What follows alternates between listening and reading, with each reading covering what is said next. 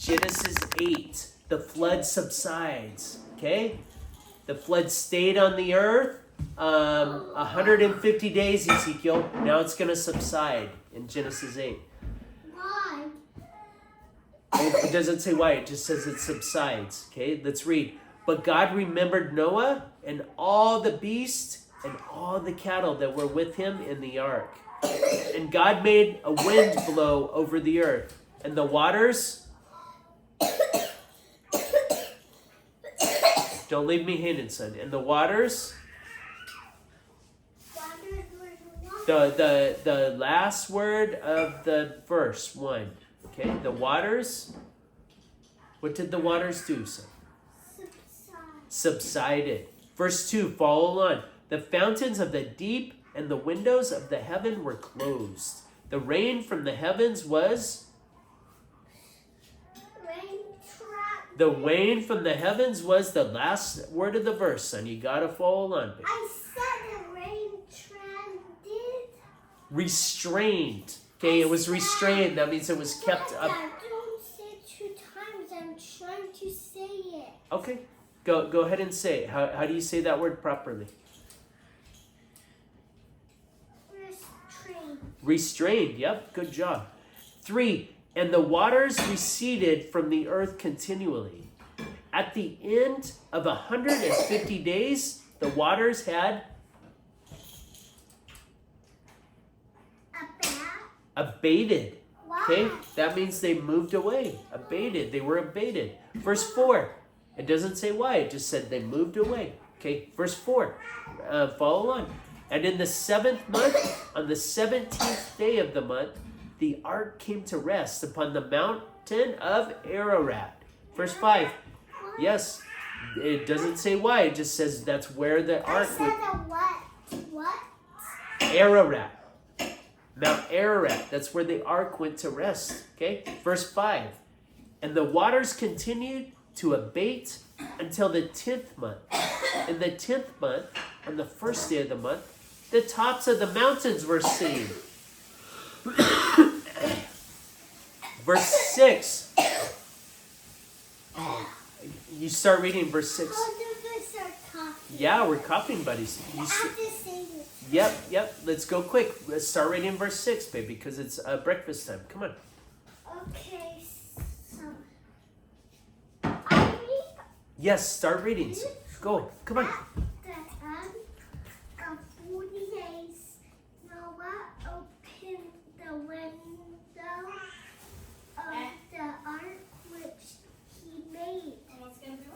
7. And sent forth a raven. What's a raven? A bird, right? Yeah. Okay. Follow on. So verse 7. And it went to and fro until the waters were dried up from the earth. Verse 8. Start reading verse 8. Come on. And then Dad will take over. Come on. Start reading. Go. Quick. I'm finding it.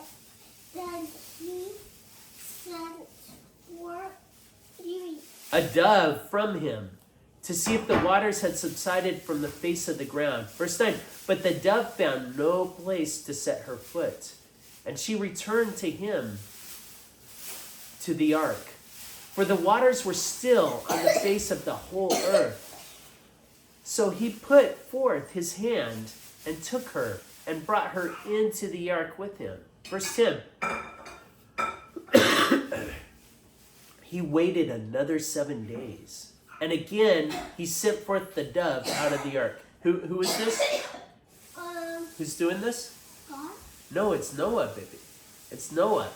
He has a dove, and he says, okay, go find some dry land. Because all he sees is water. And then the dove flies around, and they don't find anything, so they come back. So after 7 days, here, go find some dry land. A dove, a bird. Okay, Noah, he sends the bird out to find some dry land. Okay, the first couple of times he didn't find anything. Only one bird, a dove. Okay, first was a raven. Then he sent a dove twice. Yeah, he went by himself. Noah said, hey, go find some dry land. And if you find some dry land, then he'll send another dove. Okay, they can be dove buddies. Okay, verse 10. he waited another 7 days and sent forth the dove out of the ark. Verse 11, and the dove came back to him in the evening, and behold, in her mouth, Siki, you gotta follow along, baby. Okay? Verse 11, you read all of verse 11. Why? Okay? Because you're not following along, baby. No, I will. You're just looking at Dada. That's not following along. I will. Where are you at? Verse 11. Look at verse 11 and follow along, baby. Okay, I will. And the dove came back to him in the evening, and behold, in her mouth a freshly plucked olive leaf. So Noah knew the waters had subsided from the earth, okay? Because there's an olive tree growing. Then he waited another 7 days and sent forth the dove, and she did not return to him anymore because she found dry land. Okay, so she didn't come back. In the 701st year of the first month of the first day of the month, the waters were dried from the earth. And Noah removed the covering of the ark and looked, and behold, the face of the ground was dry. Verse 14, in the second month, on the 27th day of the month, the earth was dry. Verse 15, then God said to Noah, go forth from the ark, you and your wife and your sons wives with you. Verse 17, bring forth with you every living thing that is with you of all. Don't leave me hanging. Okay, go to verse 17, son. You gotta follow along. Go to verse 17, son. Do you see verse 17? Okay. Bring forth with you every living thing that is with you of all and of all flesh. Here's an example of all flesh. That it's flesh. I'm answering the question, son. No, it's flesh, and then it's a really long line, and then here's an example of the flesh. Birds and animals, that's examples of the flesh. You understand? A really long line to say, okay, here's the example of what we're talking about for flesh. Okay? So let's keep reading, baby. Birds and animals and every creeping thing that creeps on the earth, that they may breed abundantly upon the earth and be fruitful and multiply and fill the earth. Okay? God purified the earth with flood waters. Okay? Just like when we go to baptism. Remember we talked about baptism. We purify our body in baptism. Okay? This was the first example. God purified the whole earth with the flood. Okay? And now these pure creatures are going to go out and fill the earth. Okay? Verse 19. And every beast, every creeping thing, every bird, everything that moves upon the earth went forth by families out of the ark. What's the title of the next section, Ziki? Read it properly, baby. God's promise to Noah. Verse 20, then Noah built an altar to the Lord and took out every clean animal and of every clean bird and offered burnt offerings on the altar. Okay? You're going to like this promise, Ziki. There's something cool in there. Okay? Trains. Nope, it's not trains. It's something else that you like, though. Verse 21, and when the Lord smelled the pleasing odor, the Lord said in his heart, I will never again curse the ground because of man. For the imagination of man's heart is evil from his youth. Neither will I ever destroy every living creature as I have done.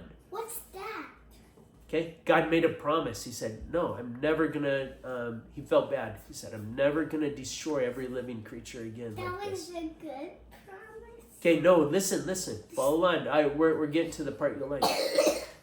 Okay? Verse 22. While the earth remains, seed time and harvest, cold and heat, summer and winter, day and night, shall not cease. Okay? Okay, Earth's gonna go on and on. God promises, yeah, day and night. The earth will continue. Okay, it's not going to get destroyed again with the flood. My favorite one? No. We're coming to that. Read the title of the next section. The combatant. Covenant is the word. That means promise. With Noah. The covenant with Noah. Dada, is that? Okay, stay with me. Stay with me. You're gonna know what it is. Okay. Is that our 2 days? I don't want to 14. No. For section. Oh, this is chapter 9. You're right. We're done. Okay. I'll just let you know. Okay. The covenant. That's for next Saturday. Okay. We're gonna read chapter 9. We're gonna read the covenant with Noah. And so God made that promise, and He said, "Is that my favorite one?" "Stay with me, son. Okay, stay with me. I'm explaining right now." Okay. So, what was God's promise? God's promise was. He's never again gonna destroy the earth with a flood, right? Yeah. And then he made a covenant. He said, "Okay, here's proof of my promise." And you know what the proof of His promise was? No. He made rainbows. He said, when it rains, there's going to be a rainbow. And whenever you see a rainbow, that's the proof that I'm never going to destroy the earth again with the flood. When do rainbows come out, Siki? When it rains. Okay, that's why they call it a rainbow.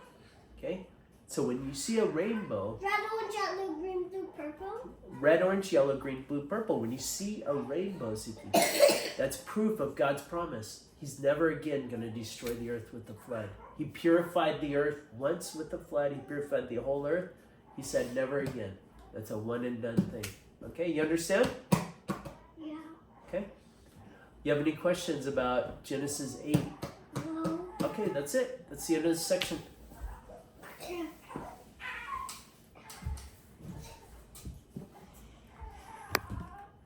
It's 12 minutes and